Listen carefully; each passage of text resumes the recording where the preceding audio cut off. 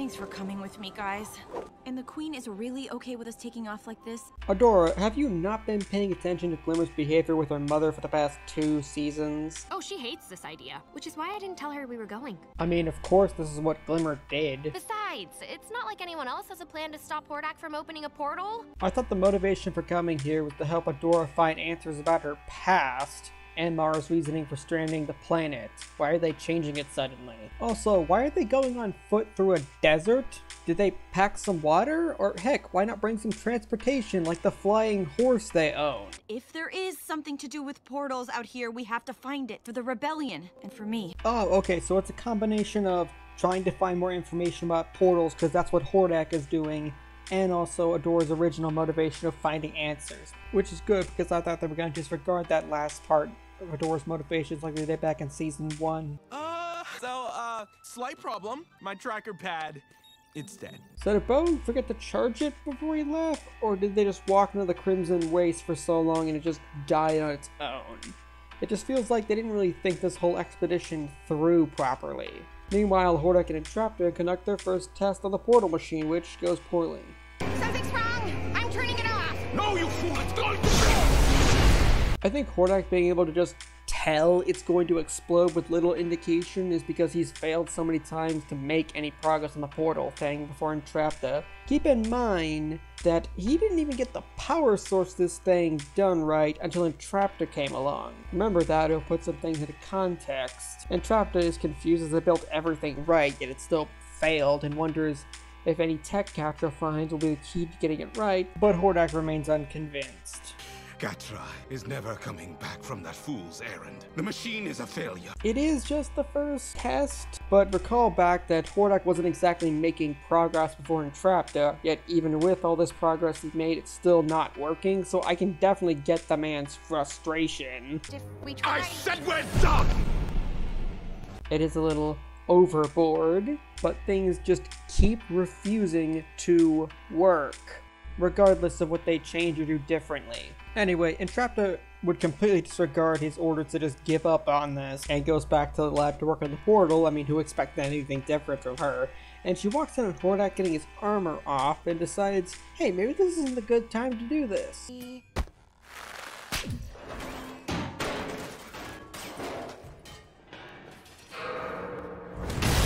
She's spotted, of course, and Hordak ends up passing out.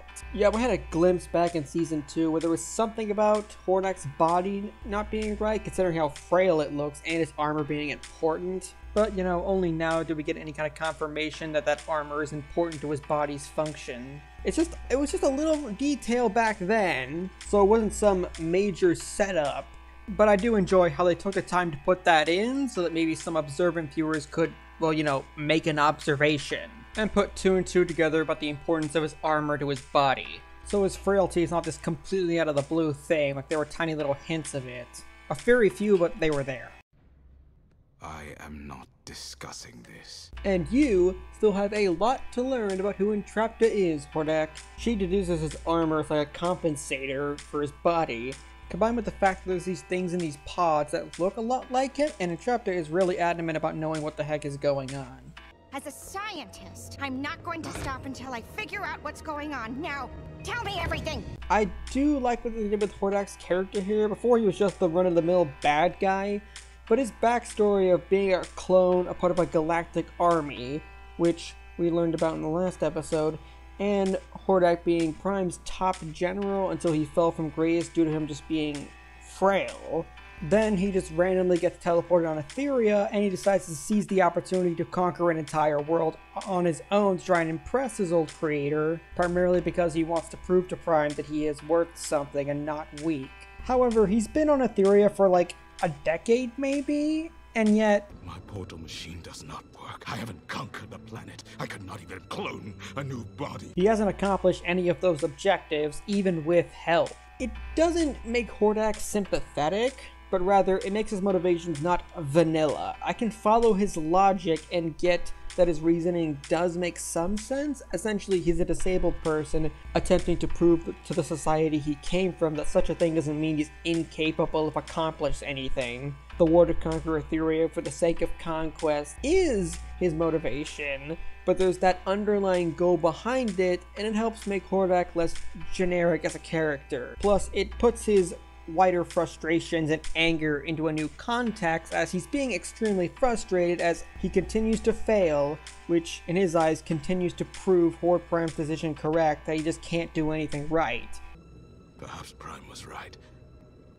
I am a failure. Then there's just Entrapta in this scene. Oh, no, I'm listening. I heard you. I've got an idea, but I need the rest of my tools. Be right back. The decision to have Entrapta here is still Entrapta knows how to work tech, so she needs to be with Hordak to progress plot, but it's also her unique personality that helps her breach past some of Hordak's walls to eventually bond with him. Also, the BFS lack of any preparation is showing, with them being chased around and having to pick up things on the fly. Plants are evil, tech doesn't work, and sometimes a sand dune is actually a pile of very angry sand-color snakes. It's not as if there isn't some vast collection of knowledge they know of that could hold intel about the Crimson Waste and its dangers, or just a physical map. Why can't I just teleport us to the center of the waste? Because then you'd lose what little balancing you'd have? Because you don't know where it is and would run out of power before we ever made it. That too. You think I don't know? Glimmer! Opie, please nerf in next patch. Where's Adora? And quicksand. Wow, we're learning so much today. Would have been great if you guys did any basic research before coming here. Oh, hey Captain Hindsight, I didn't see you there. But maybe we're not totally prepared for this. You know we support you all the way. Yes, thank you, Bo, the most sensible member of the group here. Please head back and grab a map and Swiftwind, maybe some water. Or we could go there?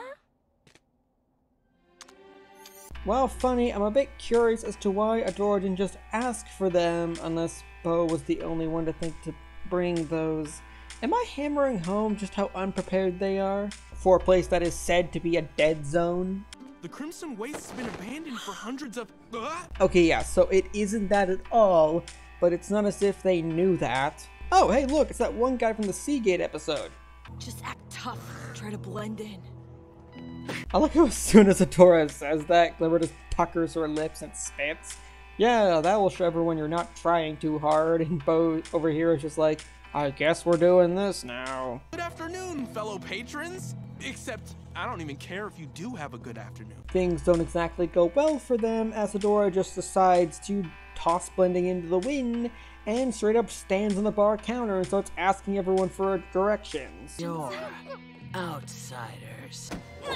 We don't like outsiders here. And since the Crimson Waste didn't take care of you, we will. And here's Huntara. She's your typical tough guy, or in this case woman, who explained there's only 2 rules in the Crimson Waste. The strong make the rules, and don't annoy Huntara when she's eating. Yeah, I've seen plenty of these before.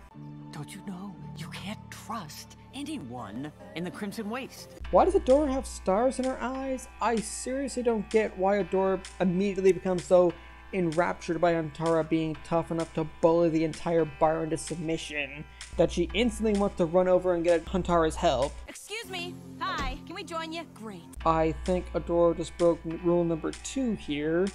Wonder if that's gonna come back to bite them in the ass later. We're looking for something in the center of the Crimson Waste. Can you take us? I seriously don't understand why Adora is so enraptured by Huntara. If anyone has an explanation, please tell me, because I got nothing. Did you not hear what I just said about trusting people? Apparently not. No. Glimmer and Bo's apprehension on how trusting Adora is in this Huntara character was me just trying to decipher where the heck this was coming from. If I say no, you're just gonna go out there by yourselves and get killed. Is that it? Yeah, I'm just gonna skip ahead here. Huntara leads them into an ambush, gets all 3 of them, knocks out, loots them, and then tosses them into a hole in the ground. Because of course that's what happened. I mean, the writers had Huntara say twice, don't trust anyone in the Crimson Waste, and then they had her suddenly jump up and care about these 3 strangers going out into the wild and agreeing to be their guide despite the fact they weren't offering any monetary gains. Entrapta, meanwhile, gets all her tools to make that something she was talking about. Do not need your help in this. Everybody needs help sometimes. And this is that unique personality of Entrapta I was talking about. She says that not being perfect is fine and lists off multiple issues Emily has and explains that these are more like quirks than shortcomings. Imperfection is what makes scientific experimentation possible. Imperfection is beautiful. Hordak was thrown out because his creator Prime didn't like any sort of problems. Never mind that Hordak managed to make top general. There was a flaw, so you go to the garbage chute. Yet Entrapta states the antithesis to that, stating that imperfections are beautiful. At least to me. Also, that line combined with those lights and this look she sent to Hordak? Well, that's how you encourage shippers, people. And you're obsessed with this whole failure thing? I mean, I'm a failure. You are not a... It's noteworthy that as soon as Entrapta calls herself a failure, the man with no hesitation tries to dissuade the notion, likely because Hordak has been on Etheria for a minimum of a decade? Rough estimate, I know. Yet he couldn't even get the power supply for his portal working, and Entrapta manages to do it in an afternoon, and Entrapta seemed to get further than he ever did in like 2 months. He's impressed, and perhaps harbors a sense of respect for Entrapta. He just doesn't express it until now.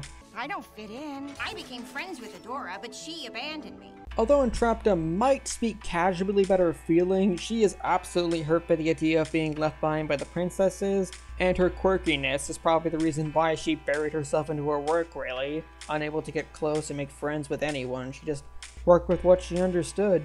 And it's through Entrapta's experiences in life that she's able to kind of understand Hordak's feelings, and she decides to build him a new set of armor even better than before, just to make him feel better. What does it feel like? Powerful. You can also tell that he's not good at expressing gratitude. I acknowledge the work you put into this. It is very technologically sound. It's not as if Hordak's half-assing it. The man wants to thank her, he just doesn't know how. You are not a failure. Any who discount you are utter fools. Honestly, their story feels like a subversion of the good girl meets bad guy and turns bad guy good. Because Entrapta doesn't really try to change Hordak, she just acts herself and he changes of his own volition. Thanks. I like being friends with you, too. Their story could have easily just followed the trope, but they didn't do that. And that's why it's great. Okay, 9th time's the charm. It takes a 10th to get them out of there. Also, I'm curious to how much magic Glimmer really can carry. It feels like it only ever runs out or low when the plot needs it to. Ugh, I'm sick of this. We've been tricked, robbed, temporarily paralyzed. You guys went in the Death Valley without the bare minimum of preparation. You have no one to blame but yourselves. Having this mission made me feel in control. After the last few days, I really needed it. Really, Adora puts out her feelings about the frying pan to the face that was last episode. No, this is your destiny. You do not choose. You were chosen. Better than I could. I needed answers. I thought if I found out more about Mara, I'd find out more about myself, where I came from and why. And thankfully, as always, in this troubling time, Adora has a supporting influence to back her up. They also spot Huntara's tracks. Wasn't she with 2 other people? Yeah, there they are. Glimmer pops in and starts blasting. This is what I meant by the plot only having her get low on magic at certain times. It was established back in Season 1 that just teleporting more than one person with her is difficult and draining, yet she has to do it 10 times back at the hole, yet somehow isn't out of magic. Plus, she grabs Adora's sword but doesn't just teleport away at first. I assumed it was because she was low, but no, after Huntara gets it back, Glim just leaps onto and teleports Bo's gear away. The scuffle then just leads to a duel between Adora and Huntara, with the former getting the sword back and turning it into She-ra. Where did you hear about She-ra? It's not like it's something they teach you in the Horde. Adora also deduced by the end of the fight that Huntara is ex-Horde, I think from analyzing her fighting style and the fact that she has some techniques for tracking that was taught in the Hordes. Huntara explains that she was once a starry-eyed recruit until she realized what the Horde was really doing to Etheria and booked it the first chance she had to flee to the Crimson Waste to essentially just hide there, believing that hiding is the best option because trying to fight the Horde is essentially pointless. She says something along the lines of, "One girl can't make a difference in the fight." But I'm not alone. I won't stand by and watch people get hurt. And I won't run away. Is that Adora's heroism or her hero complex talking? I'll let you decide this time. I need you to help us find what we came for. Together, we can all bring this war to an end. But it is enough to convince Huntara, who shoves away her old pals. Not gonna run anymore. And if you're trying to stop the war, then I will do what I can to help you. And takes them to, well...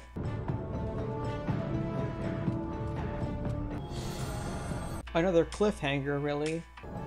It's Mara's ship. As I said previously, this season is the most fast-paced, but it's also the one where the most happens between the characters. Or it just feels like it is because there's so few episodes.